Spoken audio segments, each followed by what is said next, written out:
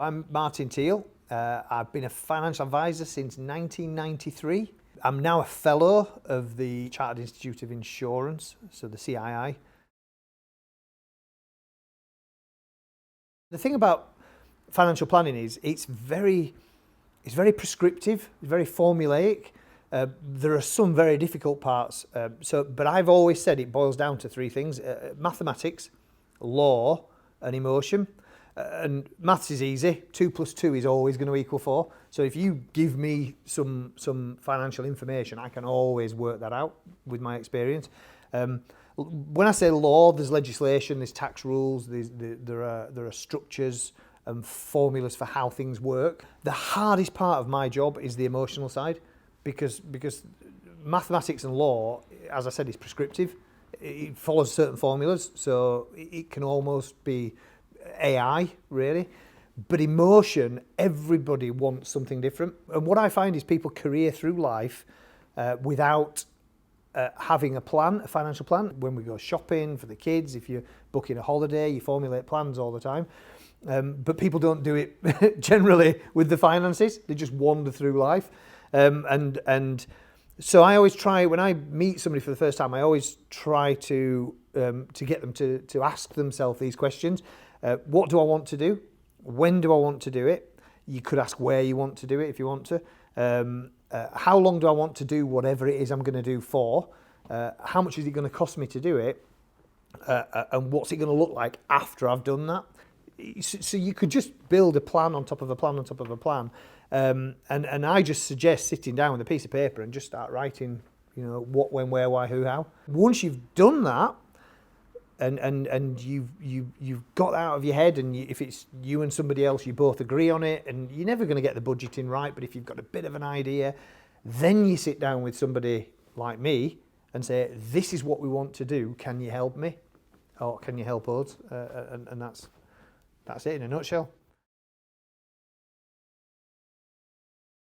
The next stage would be to look at budget. So what I would want to know if I'm talking to somebody about planning, if somebody came along and said, I want to save up for my old age, what I want to know is, how much do you spend and how much have you got coming in? And is there a surplus or is there a shortfall? If there's a surplus, great, we've got some spare money. If there's a shortfall, then let's have a look at your budget. Let's have a look at how you're spending money and see if you're spending it efficiently. And let's look for savings. If you were to divide your outgoings into 3 categories, category number 1 is essential outgoings. Okay, gas, electric, mortgage, council tax, etc.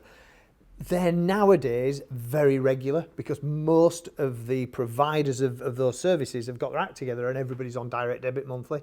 So we know that we have a certain amount of money, collectively all of us really, going out every single month. And it doesn't really change much. Your gas bill might go up a little bit in winter, but generally you know that your essentials will cost you, for example, £1,000 a month every month. Then we've got what I call essential luxuries. So essential luxuries are the things that give you a standard of living. So if you're football season ticket, golf membership, gym membership, TV subscriptions, Netflix, etc. They're things that if you really, really had to, you could do without, but they're essential to your standard of living and you would be unhappy if you didn't have them. And the final category is what I call non-essential luxuries. So holidays, new clothes, birthday presents, Christmas presents.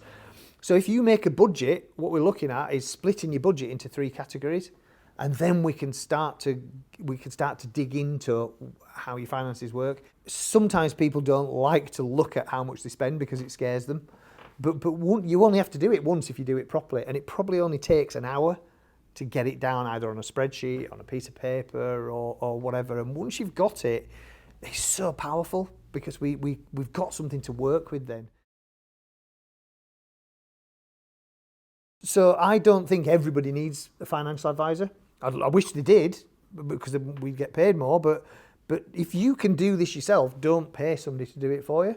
There's a middle ground where you might say, I can work my own financial plan out, but I need somebody to implement the product. And some people say, I really don't understand this, and not only do I not understand it, but once it's in place, I don't want to spend my life thinking about this. I want somebody to take this away from me and do it for me. And that's when you need a planner and an implementer, an advisor.